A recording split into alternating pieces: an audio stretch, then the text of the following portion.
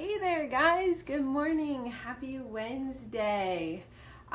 So before we get started on today's topic, if any of you have been working on changing up your static positions, so avoiding sitting for long periods of time like hours on end, or standing even for long periods without moving, what have you been doing to break up those static positions to help keep your body feeling good? So if you've done anything like that, then comment below, hashtag tell us what you've been doing, and tell us if it's been working.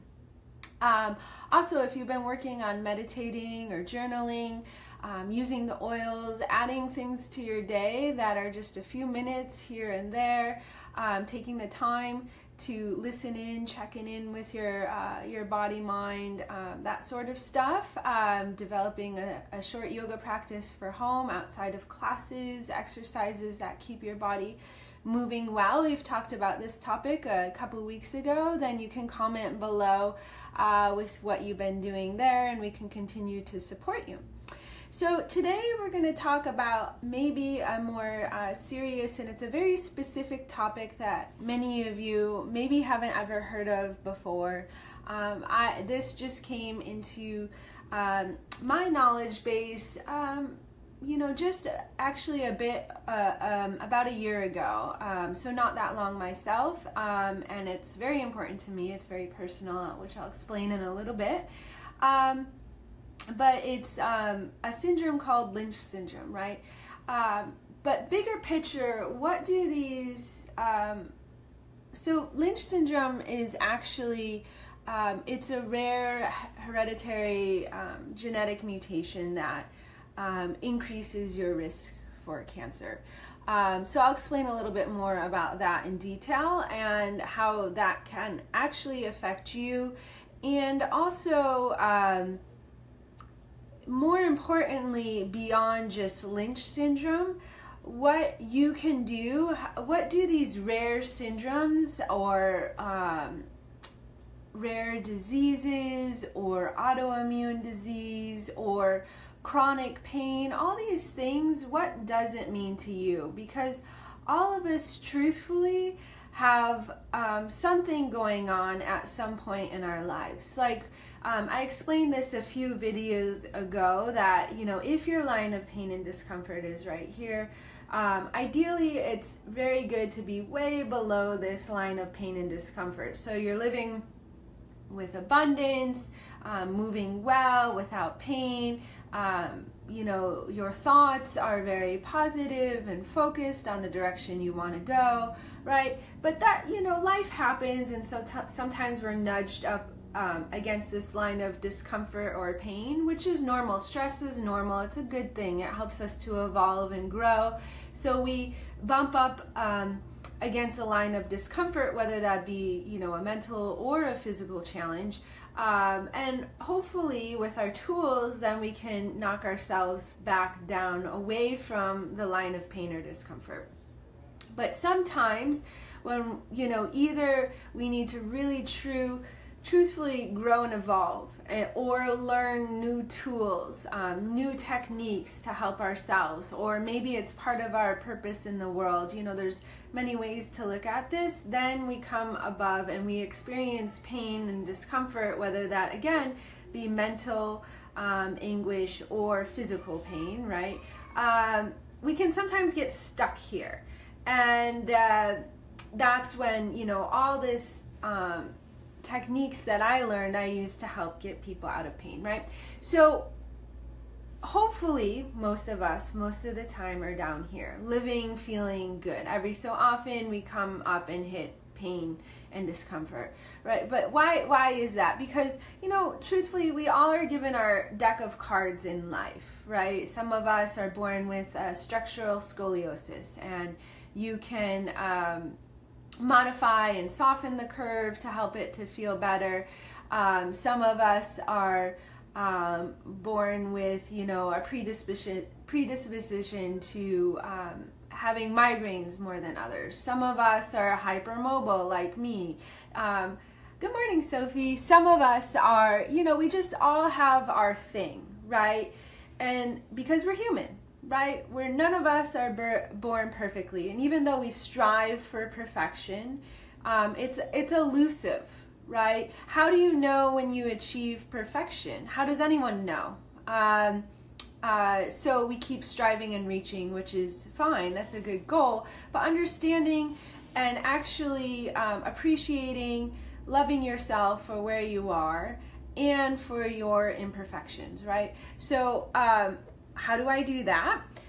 Through the oils, right? Helps me meditation, journaling, my yoga practice, and then I love these oils, hope and gratitude. So I can, be appreciative of all that my body does, all that I have right now in this very moment, even though I have this Lynch syndrome, which I'm going to get into in a little bit, but I just want to set a little positive stage, because if you get into the details of Lynch, it can be pretty depressing and it can weigh you down. Just like if a doctor gave you a diagnosis that you feel that there's no way out of, it can be a bit of like a ball and chain that you're dragging around in life. But I think there's an alternative way. I don't think you have to live your life in fear, for me, of getting cancer, or fear of moving a certain way and immediately causing pain, right? I think you can live in a way with hope and positivity and optimism of that the future is still strong, the future is still bright, even if you have this crazy diagnosis or this autoimmune disease or anything like that. There's ways that we can actually embrace this, as I think. Here's my thing with the rare diseases, right? Is that there's some really great companies out there now, like for example, Alive and Kickin', Dave Dubin, who founded this company. He might jump on live later if he's able. But that it's a nonprofit organization, so it's helping to support research and knowledge and getting the awareness out there for rare syndromes or diseases like Lynch, okay? And I think the more that science, doctors, just the whole health community develops more knowledge upon genes, about diseases, about cancer, especially with like DNA and genetics, when there's going to be more testing on genetics, more preventative screenings done to find out things at earlier ages. I think these rare syndromes and diseases that may be genetic are going to be less rare, right? So the thing with Lynch, it's very rare right now. However, I believe it's rare because, so here's the thing with Lynch, it predisposes you to, you have a higher risk of almost like 10 to 12 different cancers, right? But there's five primary ones. For example, colon cancer. For the normal population, you're at 1.2 or 9% risk for colon cancer, depending on genetics, depending on lifestyle, diet, all this sorts of things. For people with Lynch, like myself, we're at 50 to 80% chance of having colon cancer in our lifetime. 80%, right? So that's extremely high versus 1.2. So prevention for us is crucial, so for early detection, because there's a huge difference. Like for example, for myself, if colon cancer is caught early, stage 1 or precancerous in a polyp, versus having it spread and metastasize to other organs, other areas of the body, or if the lymph becomes involved, then you're getting into chemo and radiation, and the prognosis and the healing.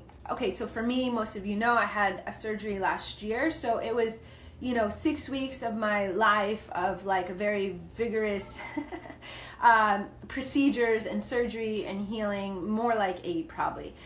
8 weeks of my life, right? And it was very intense, but now I'm on the other side and I feel so much better. And I had some of the symptoms that are very indicative of colon cancer. Except I'm young, I'm a yogi, my diet's pretty good, I'm not perfect, but pretty good, right? I meditate, I try to reduce my stress, right? All these things that they say that, puts you at, if you're doing none of those, right, you're at a much higher risk of cancer. So I thought, I guess I thought it was invincible, right? However, it turns out I'm not. And I had those symptoms, but I ignore them. Like I had the bloating, and I thought, oh, okay, I'm just really sensitive to gluten right now. I must cut back on my gluten. For example, I had really, really excessive fatigue, way more than normal looking back. And I thought it was because I have a 2-year-old and I own my own business. So it's normal to be tired, right? Not that tired. So I had these things going on that I shifted the blame elsewhere. And if it had not been for my Lynch diagnosis, so I actually last summer went and had a screening, and I get this question all the time. Why would you get screened for Lynch syndrome? Or why would you get screened for the BRCA gene, right? That's another hereditary cancer gene mutation.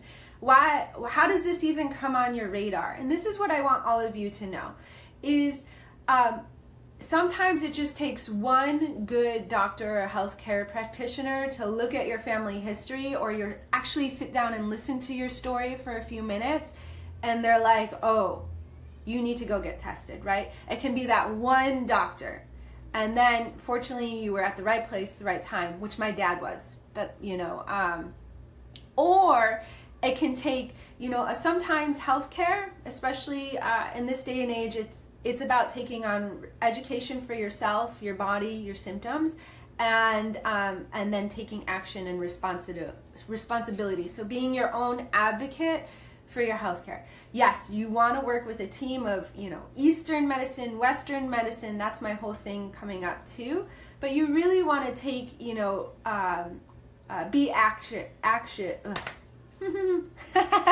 be active in your own healthcare.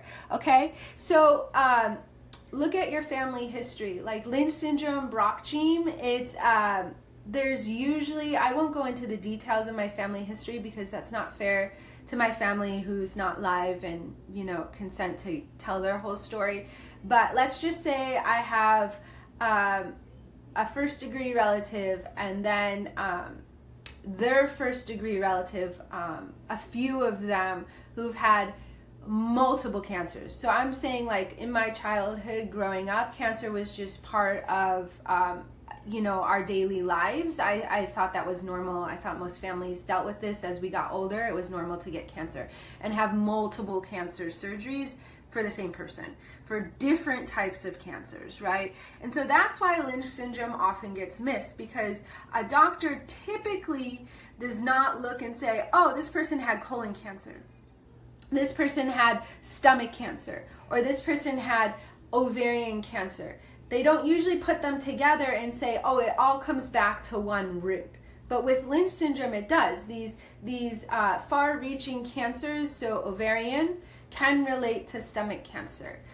Colon cancer can relate to skin cancer. For me, my family, we have a facet of Lynch syndrome that also involves another component of the skin, which is called myotorase.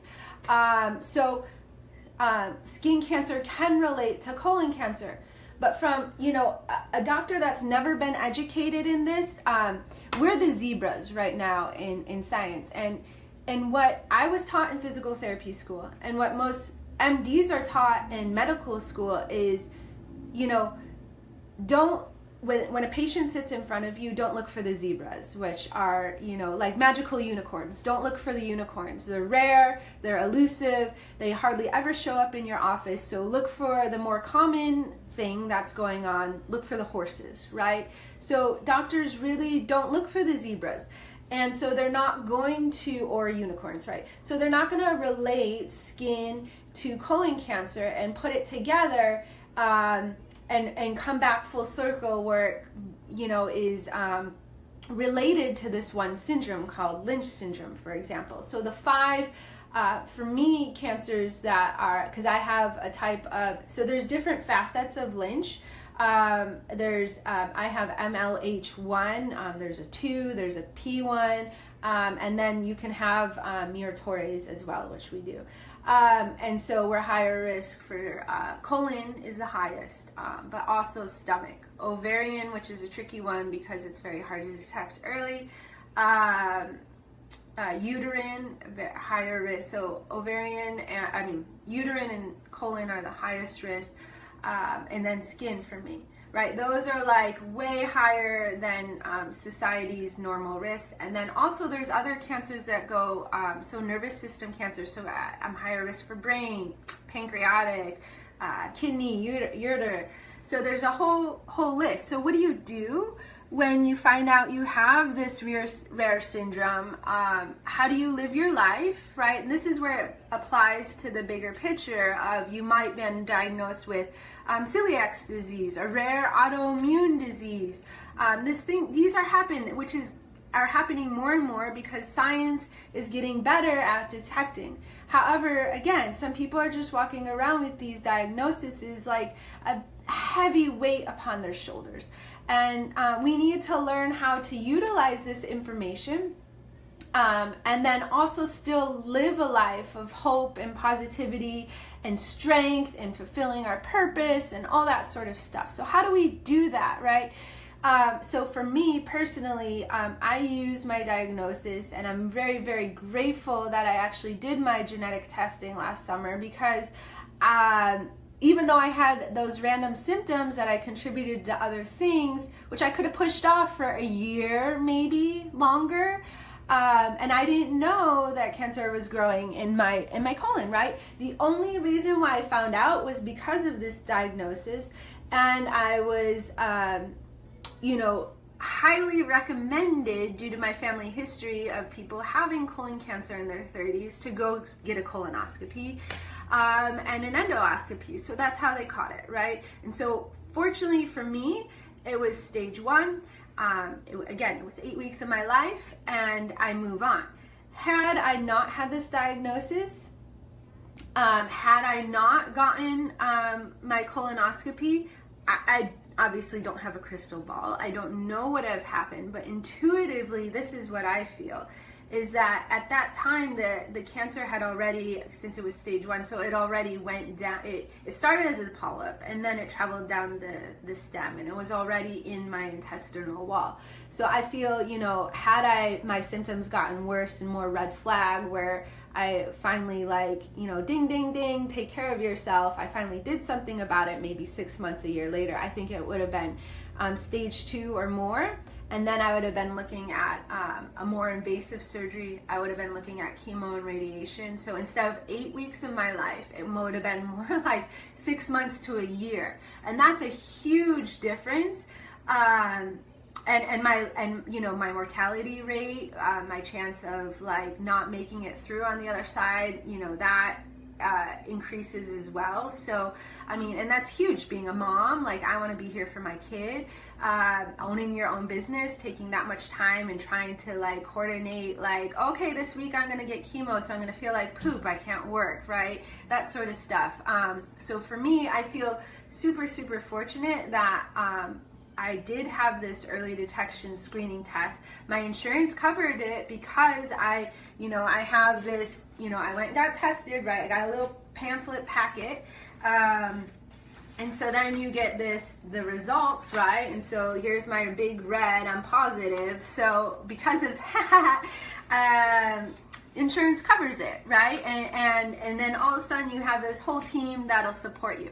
So here's the other side, right? There's some people that believe that, getting tested genetically early, it can weigh down on you, right? If you know you're positive, then you're going to worry about it more and be stressed about it more, and that is going to contribute to you actually having, again, a higher risk of cancer or something like that, which is true and totally valid.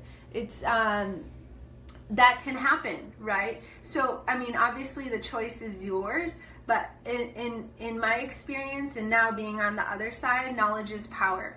And what you choose to do with the knowledge that is in your control. So you can have the knowledge and you can worry about it and stress about it and give yourself angst and increase, heart disease amongst other things. Or you can use the knowledge to help keep yourself healthy and catch anything early. Or if it's an autoimmune disease, like spread the word and the awareness. So that's my whole purpose, is that, obviously it is a burden, but it can be a really, really positive tool at the same time.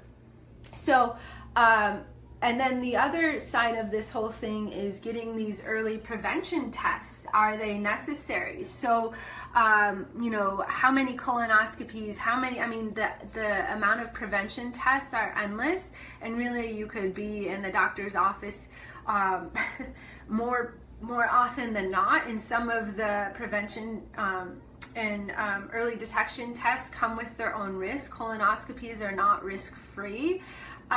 So again, you have to weigh it out. For me, being a mom, I'm going to go on and err on the side of catching something really early, so then I can take care of it and be the best mom that I can be and not sick and in a hospital or in a bed. So I'm going to carry on with my early detection tests, and I'm going to actually get my daughter tested when she is I don't know, some people get tested when their kids are like 10 or 11, and some wait till they're later, 18, 20. I have a few years to wait.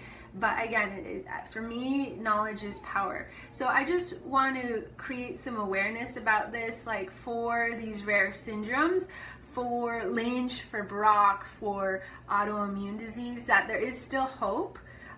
You can use the knowledge, you can use your diagnosis to further educate yourself, and then also create a community where you're empowering and educating others around you.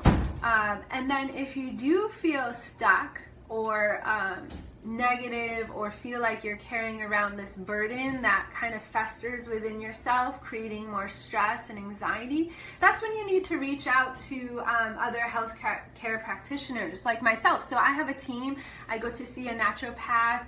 I have a visceral therapist I worked with that's helping me heal from the surgery. I have my oil team that helps me. I go to yoga classes. So, I'm doing these things to make sure that I'm not going to get stuck in a worry cycle, or stuck in a healing phase where I don't feel completely healed, all that sort of stuff. So again, because, I'm not perfect, and it takes sometimes seeing outside your own box of thinking to help you to evolve and grow.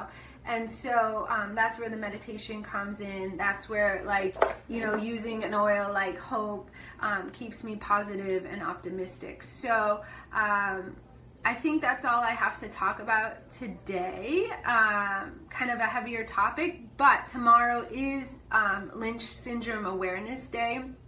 And, it is important to take a look at your family history, because if, you have a strong history of certain things going on in your family, whether it be heart disease, or there's many facets of genetic mutations, then you can get your screen, and insurance will help and cover for your prevention tests, which really can have a greater impact in your quality of life for the future.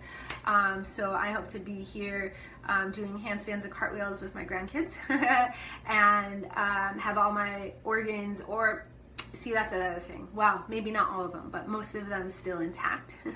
And, being positive and, still taking responsibility where I am, eating mindfully, eating, in a way that's going to support my colon health, continuing with yoga and working out and strength training and meditation and all this kinds of stuff. So it's a holistic way of living.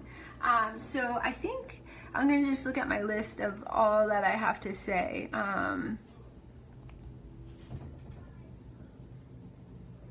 Yeah, so if you guys have anything to add, questions or comments, just leave them below. You can personal message me. Your call to action today is to take a step back, just take a look at yourself, your symptoms, your family history, see if anything is doesn't feel right, and then talk to a healthcare provider about it and do something. And if you're good, then continue to work on either changing up what we talked about last week, the sitting, the static positions, you know, what can you do after driving. Next week, I think we'll get into some specific yoga or PT based exercises that you can do to break up the sitting or driving. And then also continue meditating with the journaling. So comment below. Let me know how you guys are all doing. If you have any questions, you can also comment or reach out to me. But, oh, I do have one other thing. So in regards of like Western medicine versus Eastern medicine, so there's actually, I wouldn't say an epidemic, but there, science and the medical community is noticing a trend in California and Washington State about individuals that are educated, so have degrees, are with the current knowledge of society, that sort of stuff, and are wealthy, right? So the people that used to really utilize healthcare and their insurance in Western medicine are now completely abandoning it. So what's happening, unfortunately, is there's a higher death risk in California and Washington State because people are diagnosed with, for example, cancer at early stages, but they don't want to go the Western route like I did. And unfortunately, because of that, they're using alternative methods. Now, I'm not saying that alternative methods don't work. Sometimes they do. Again, this is your own choice. But, you know, if I have a surgery and they completely remove the cancer, I am cancer free. I am done. I am moving forward. I am good to go. Versus using alternative methods, it takes a little bit longer, and there isn't that guarantee that the cancer is going to be free and clear. Of course, for me, there's a risk that can come back, but with alternative methods, sometimes it can linger longer. And with something like Lynch syndrome, cancer will spread much more rapidly and aggressively than normal cancer. So the chances, if I had went only alternative, of me not getting rid of it and it progressing is a lot higher. So, you know, for me, this is just my personal opinion, is that if you have the opportunity to you know, make yourself free and clear, go for it. I'm a big proponent of utilizing both Western medicine and Eastern medicine. I don't think one in isolation by itself sometimes is not the answer. For me, the answer is an integration of all of these beautiful techniques and knowledge. And essentially that's what I do in my practice, right? I'm a physical therapist that's very Western medicine, but also I integrate yoga and the essential oils and other Eastern or alternative therapies in conjunction with Western medicine. So, you know, I realize that how I actually work with a lot of my patients, that integration of everything is how I treated myself with my diagnosis. So it was for me, it was a combination of Western and Eastern, and I felt like the best holistic healing, and I think that's what also helped me to bounce back, you know, quick. So, you know, again, I don't think that people, if they choose alternative methods, only they're wrong or bad. I'm just saying it just puts you at a little bit higher risk. So, and it is this trend that's happening here in California for some reason. Maybe we're more liberal and such, but some of the deaths maybe were unnecessary. So heavier topic, but yeah, integrate. Test yourselves, stay aware, knowledge is power. So have a great day, and hop back on next week. I hope to see you guys soon. Bye.